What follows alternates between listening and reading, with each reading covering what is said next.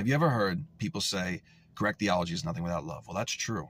You can have all the correct theology in the world, but if you lack love and the care toward others, you have absolutely nothing. Paul says this in 1 Corinthians chapter 13, where he shows in the first couple of verses, you could have this, you could have that, all these gifts, but if you don't have love, you have absolutely nothing. And you can see in the letters of John, the epistles of John, it shows if you have hate in you, you don't have the love of God in you. You don't have the Father in you. So you can't have hatred, and you have to have love. If you don't have love, you have nothing. But that does not make an excuse for correct theology. So the word heresies, or heresias in the Greek, it's a Greek word, meaning sects or divisions away from the truth. And you have to see how it's played out in scriptures. But you could see from like the entire book of Galatians, it's almost like an apologetic letter. It's almost like an apologetic letter to the people of Galatia saying, who came in and did these things to you? Like you changed your mind away from the truth.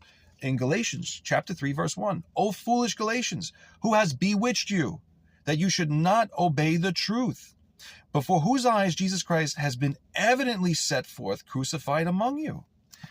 This is, people came into Galatia and told them they have to be like Jews. They have to keep the law. They have to be circumcised, all the rest.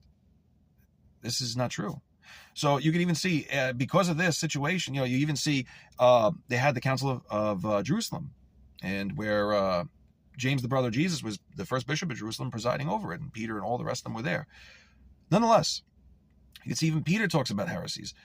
When it talks about in Galatians 5, and it talks about in Galatians 5, fruits of the Spirit and the works of the flesh. Now the works of the flesh are manifest, are evident, which are these: adultery, fornication, uncleanliness, lasciviousness, idolatry, witchcraft, hatred, variance, emulations, wrath, strife, seditions, and heresies.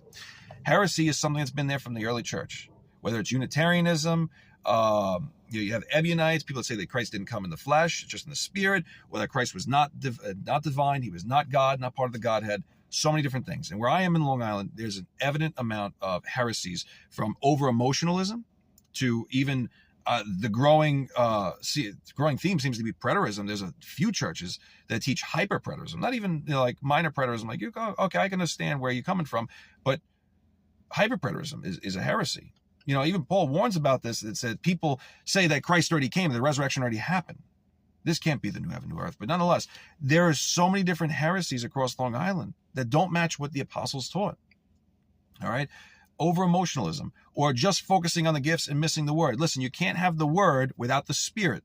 They go hand in hand. When you read, okay, you're feeding yourself with spiritual manna, right? But read and let the Spirit lead you. Don't fall into heresies. Follow what the Word of God says. Don't just listen to men. Don't just listen to me. Go research it for yourself. Take it in fasting and prayer before the Lord. God bless you all.